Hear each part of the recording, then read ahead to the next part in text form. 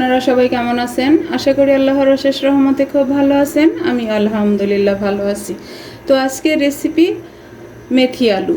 তো এই মেথি আলু রান্না করার জন্য প্রথমে আমি এই যেখানে 2 আটি মেথি কেটে ধুয়ে পরিষ্কার করে পানিটা ঝরাই রাখছি। এখন আমি রান্নাটা শুরু করব। দিব আমি 2 চামচ তেল। আর এই মেথি আলু সবজিটা ইন্ডিয়ানদের ফেমাস একটা খাবার, ওরা তো প্রতিদিন খায়। তো প্লিজ আজকের এই রেসিপিটা যদি আপনাদের কাছে ভালো লাগে আপনারাও বাসায় ট্রাই করে দেখতে পারেন। এখানে আমি 2টা আলু কিউব করে কেটে রাখছি। এখন প্রথমে আমি আলুটাকে একটু ভাজবো। আর আজকের এই মেথি আলুর রেসিপিটা যদি আপনাদের কাছে একটু ভালো লাগে তাহলে চ্যানেলটাকে সাবস্ক্রাইব করবেন, লাইক করবেন, শেয়ার করবেন এবং কমেন্ট করবেন। প্লিজ আমার ভাই বোনেরা আমার পাশেই থাকবেন। আজকের এই রেসিপিটা রুটি, পরোটা, ভাত যে কোনো কিছুর সাথে অনেক ভালো যায়। আর ইন্ডিয়ানরা তো রুটি দিয়ে খায়, পাকিস্তানিরাও খায়, তবে ইন্ডিয়ানরা বেশি খায়, অনেক পছন্দ করে ওরা। আর যারা ফেসবুক পেজ থেকে দেখতেছেন তারা পেজটাকে লাইক, শেয়ার, কমেন্টস করে দিবেন। যে আলুটা একটু লাল করে ভেজে নিলাম, এখন আলুটাকে আমি উঠাই নিব। এই তেলের মধ্যে এখন দিব আমি 1টা পেঁয়াজ কুচি, 1টা রসুন কুচি, 7-8টা কাঁচামরিচ চেরা। এখন এগুলোকেও ভালোভাবে একটু ভাজবো। এই রেসিপিটা যারা না খাইছেন প্লিজ আমার এই রেসিপিটা ফলো করে একবার বানায় খেয়ে দেখেন। অনেক টেস্টি ফুড এবং অনেক হেলদি।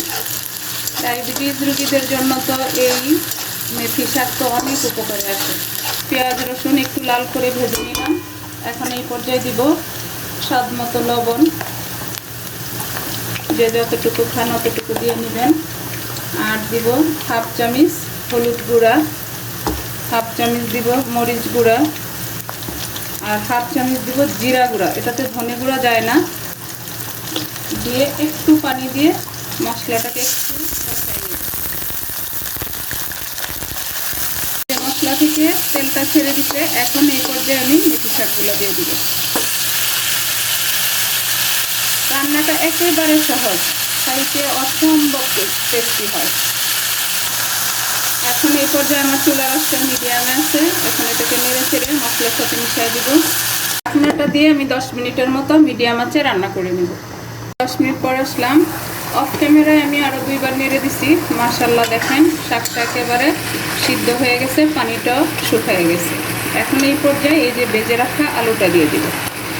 একেবারে সহজ না রেসিপিটা? একেবারে সহজ, খাইতে অপূর্ব স্বাদ। এখন ভালোভাবে আলুর সাথে শাকটাকে মিশিয়ে দিব আর চুলার আঁচটা বাড়াই দিব। যখনই এই মেথি আলু রান্না করবেন আলুটা ভাজার সময় 95% রান্না করে নেবেন, তাহলে আর আলুটা গলবেও না আর খেতে অনেক টেস্টি লাগবে। আর যাদের আলু একটু শক্ত তারা আরেকটু আগে দিয়ে দিবেন। আর আমাদের এখানকার আলুটা একেবারে নরম, এর জন্য একটু পরে দিলেও চলে। এই যে এই পর্যায়ে আলুটাকে একটু গলায় দিব, একটু আস্ত থাকবে আর কিছু গলে যাবে। এখন শাকের সাথে আরও ভালো করে শাকটাকে আমি মিশাই দিব। অলমোস্ট রান্নাটা হয়ে গেছে আমার। মাশাআল্লাহ এত সুন্দর ফ্লেভার আসতেছে, এটা বললামই তো রুটি, পরোটা, গরম ভাতের সাথে জাস্ট জমে যাবে। এই যে এখন আমি নামাই নিব, নামায় সার্ভ করে আমি আপনাদের সাথে শেয়ার করতেছি যে আজকে আমার মেথি আলুটা কেমন হইল। দেখেন মাশাআল্লাহ হয়ে গেল আমার একেবারে অল্প সময়ের মধ্যে মেথি আলু রান্না করা। এই মেথি আলু দিয়ে যদি এখন টেবিলে বসে যাই পুরোটাই খেয়ে নিব, এমন একটা টেস্টি খাবার। তো যাই হোক, আজকের রেসিপিটা কার কার ভালো লাগে অবশ্যই আমাকে জানাবেন। আর আমার রান্নাটা শেষ হয়ে গেল, আমি আপনাদের কাছ থেকে বিদায় নিব। আবার নতুন কোনো রেসিপি নিয়ে আসবো। আল্লাহ হাফিজ।